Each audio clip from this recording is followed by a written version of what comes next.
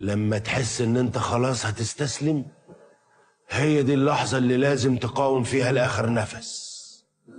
لو تخطيتها محدش هيقف قدامك، سواء نجحت او فشلت. يعني انا كان ابويا يقولها لي كلمه كانت تعصبني زمان والله، بس لما كبرت اكتشفت حقيقتها. يا معلم اذا نجحت فانت نجحت لنفسك، اذا ذاكرت لنفسك، واذا فشلت لنفسك. انا نفسي الجيل الجديد يدرك هذه الحقيقه ببساطه شديده. الشخص الوحيد المستفيد من نجاحك هو انت، والشخص الوحيد المتضرر من فشلك هو انت برضه، والشخص الوحيد اللي ممكن بشكل او باخر يتكيف من فشلك هو انت برضه. يا ابني فداك 100 كليه، ارضى باللي ربنا كاتبهولك. مش صح الكلام اللي انت بتقوله ده. اصل الحياه مش هتقف على كليه انت نفسك فيها، ولا هتكون تعيسه انك دخلت اي كليه تانيه. ربنا سبحانه الله وتعالى بيقول: وعسى ان تكرهوا شيئا وهو خير لكم. ربنا لما بيقفل باب بيفتح 1000 باب قدامه. ربنا ده جميل قوي. واي خطه انت كنت عاملها فاكرها شيء مقدس بالنسبه لك، خطه ربنا احلى بكتير، هي اللي فيها مصلحتك وهيعمل الخير ليك حتى لو انت مش شايف ده دلوقتي. اي حاجه فاتتك ممكن تتعوض. كل يوم ربنا خلقك اداهولك فرصه، ركز معايا فاستغله. اي حاجه ممكن تتعوض زي ما احنا قلنا، ماديات ممكن تروح وتيجي، اشخاص بيروحوا ويجوا، الا حاجه واحده بس والله ما هتعرف تعوضها. انا بحلف اقسم بربي ما هتعرف تعوضها. قول لي وقولي لو تعرفها هي يا جيو. اليوم اللي بيعدي منك بجد عمرك راس بالك حقيقي. قول لي تقدر ترجع يوم ازاي؟ اي حاجه ممكن تتعوض زي ما قلنا، اي حاجه في الكون لها بديل الا عمرك. يوم ساعه دقيقه، رجع لي الدقيقه اللي فاتت، رجعها لي مش هنعرف. فلو هوصيكم بحاجه، استغل عمرك ده صح. اسعد نفسك محدش هيسعدك، طور من نفسك محدش هيطورك، زق نفسك ولملم حطامك ولملم قصوراتك والجو ده، واجمل كده شويه عشان الحياه لسه فيها محدش هيزقك ولا هيشدك غير لما تشد نفسك. ما تسمعش اللي حواليك، محدش هيشجعك غيرك، محدش هيسقف لك غير لما توصل، محدش هيرتاح في حياته بعدين غير لما يتعب دلوقتي. استغل عمرك وقرب من ربك. هخسر، ذاتس فير. اتعلم بعد كده. هخسر الماتش ده، اكسب الماتش الجاي. هخسر الماتش الجاي، ايه المشكله؟ اتعلم برضو في الماتش الجاي واكسب الماتش اللي بعده. هخسر الماتش اللي بعده، ايه المشكله؟ ما هو انا قصدي ما عنديش حل تاني، انا جاي اعيش. عايز تقول ان هو ده مستقبلي وما ينفعش يكون غير كده؟ دي الحقيقه المره. الحياه مش هتتغير، بس التغيير سنة الحياة، وده هو اللي نقدر نعمله، وبيبتدي أول ما نقرر. الكلام ده ممكن يبقى صادم لناس كتير.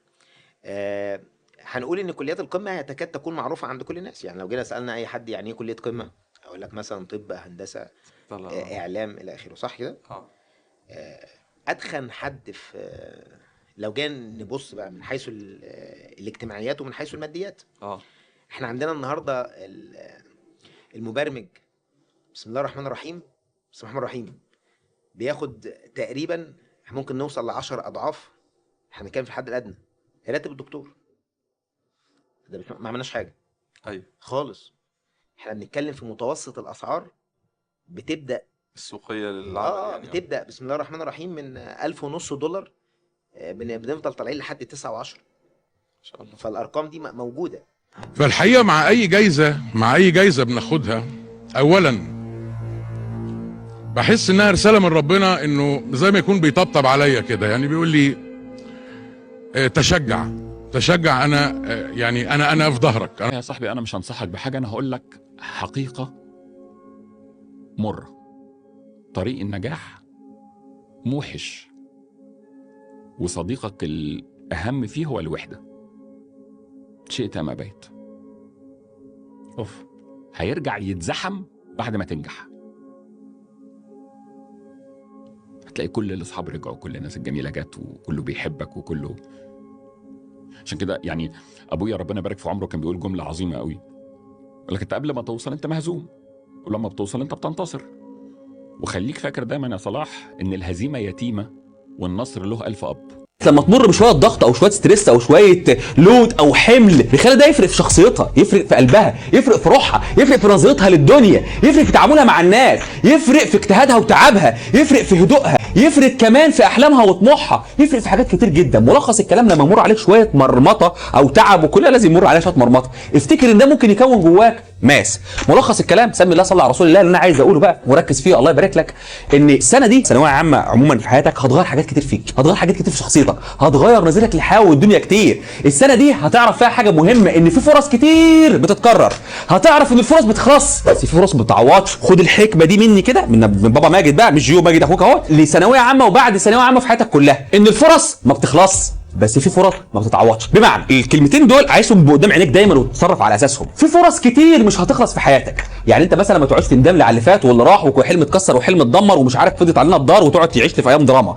ركز الله يبارك لك، بعيد عن الهزار. لو ضاعت منك فرصه ربنا بيديك 1000، طول ما انت فيك نفس يبقى ربنا ليه غرض من وجودك. ربنا يعني مش خلقك في الدنيا كده وخلاص، افحسبتم انما خلقناكم عبثا، انت موجود لك لازمه وليك ايه وليك دور. فربنا سبحانه وتعالى طالما سايبك في الدنيا حضرتك عايش، يبقى انت دورك ما خلص. بس الفكره كلها في ايه؟ ان في فرص جايه كتير، استغلها. امال يا جو بقى، في فرص ما بتتعوضش، في فرص بجد مش بتبقى زي غيرها، في فرص بجد تستاهل انك تمسك فيها، في فرص بجد هتقول يا ريتني، مع ان ربنا اداك فرص تانية بعدين، بس هتقول يا ريتني مسكت في دي، يا ريتني دي كان صداها جامد، يا ريتني دي كانت حلوه قوي، يا ريتني تعبت شويه ومسكت نفسي شويه وتحملت شويه وضغطت نفسي شويه واجتهدت شويه عشان دي. ملخص الكلام الجمله دي تخلي فيك ايه؟ فيك امل في ربنا سبحانه وتعالى، ان مهما فاتك لسه في فرص تانية، والفرص احجامها مختلفه والفرص قيمتها مختلفه، بس في فرص تانية جايه. بس في نفس الوقت مش عايزك تستسهل بقى يا صاحبي، مش عايزك تستسلم بقى بسهوله، مش عايزك تجي لك اي فرصه تكون قويه وفرصه جامده ممكن ما تتكررش بعدين، غيرها هيجي بعدين بس مش دي،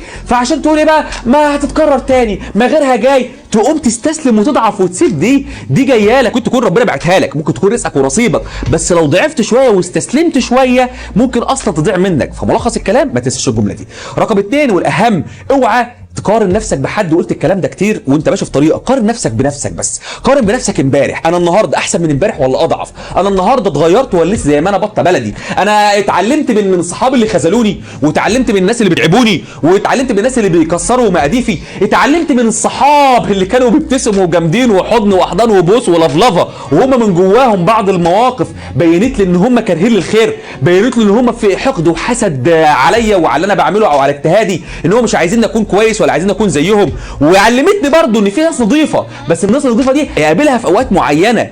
علمتك حاجات كتير ولا انت عايش وخلاص الدنيا تتعدى عليك وتدوس على وشك وتطلعك وتنزلك وتشيلك وتحطك وتخبطك وانت بتتعلمش حاجه وانت مش شايف حاجه، وانت بالنسبه لك الاحداث كلها هي ماشيه وخلاص. انت اسال نفسك السؤال ده، انا زي امبارح ولا احسن ولا اضعف من امبارح؟ فملخص الكلام الجمله الثانيه حطها في دماغك، ان انت مش في سباق مع حد، سباقك الحقيقي مع نفسك. اخر حاجه هقولها لك بفضل ربنا، في مقوله بتقول لك ايه، ولسه الطريق طويل، كنت بحبها قوي ايام الثانويه لحد النهارده، شوف من ثانويه عامه تحت لحد النهارده، ولسه الطريق طويل بس الامل اطول، وما دمت انا ماشي لازم في يوم هوصل. ملخص الكلام، لسه الطريق طويل، لسه بدايتك في السنه ده اهو، لسه طريق عمرك بادئ اهو، لسه قدامك حاجات كتير واحداث كتيره في شبابك وبعد تخرجك وفي شغلك وفي جوازك وفي احلامك وفي طموحاتك وحاجات كتير، لسه طريق حياتك طويل، الاعمار بيد الله. ما انا فاهم والله دي ماشي، بس يعني عندنا حسن ظن ربنا ان لسه الطريق طويل في حاجات كتير، وخلينا في الثانويه العامه لحد دلوقتي لسه الطريق طويل بس الامل اطول بفضل ربنا.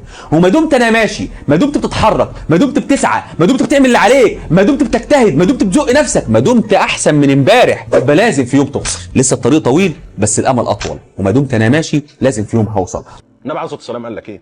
كلمه حلوه، قال لك استعينوا على قضاء حوائجكم بالكتمان. في سيكولوجيه علم النفس نفسها، استعينوا على قضاء حوائجكم بالكتمان، الناس دايما بتفسرها ان احنا لازم لما نبقى بنعمل حاجه ما نقولش للناس عشان ما نتحسدش. ده بند، بس في تفسير تاني اجمل. في سيكولوجيه علم النفس بتاعت البني ادم، انت كل مره بتبدا تتكلم عن الحاجات اللي انت عايز تعملها، انت بيتولد جواك احساس زائف بالانجاز. يعني ايه احساس زائف بالانجاز؟ اللي هو انا بحس ان انا عملتها. ليه؟ لان انا كل مره بحكي انا شايف الانبهار في عينين ده والانبهار في عينين ده والانبهار، وكل واحد بيسمعني اللي هو جامد. واحد بيسال حد يعني بيقول له الى متى تقاوم؟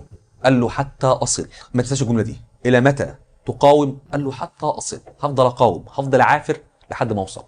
فقم وقاوم، ولسه الطريق طويل بس الامل اطول، وما دمت انا ماشي لازم في يوم اوصل. وقصتك لم تنتهي بعد، انت بطل قصتك وقصتك لم تنتهي بعد، بس خليك بطل بجد، خليك بطل بجد، ووقت الجد فوق وسد.